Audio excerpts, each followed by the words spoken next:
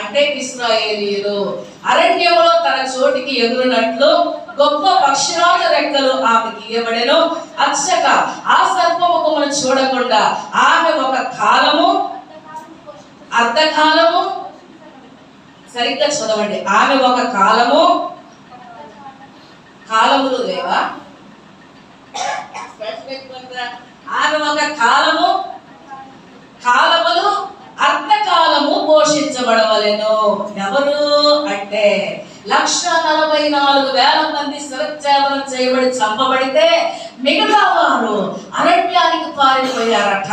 అంటే దేవుడే వారిని పారిపోవటానికి కృపనిచ్చి అరణ్యములో దాచిపెడతాడు. ఎంతకాలం ఉండాలంటే ఈవిడ ఒక కాలము అంటే 1 సంవత్సరము లెక్కేసుకోండి.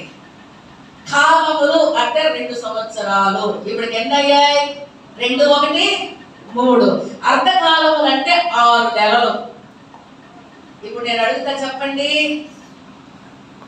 కాలము అంటే 1 సంవత్సరం, కాలములు అంటే 2 సంవత్సరాలు, అర్ధకాలం అంటే 6 నెలలు, మొత్తం ఎంత? 3.5 సంవత్సరాలు. ఈ యొక్క యూదులు అరణ్యానికి కొనిపోబడి ఎంతకాలం అరణ్యములో దాచబడతారంటే 3.5 సంవత్సరములు. హల్లెలూయా.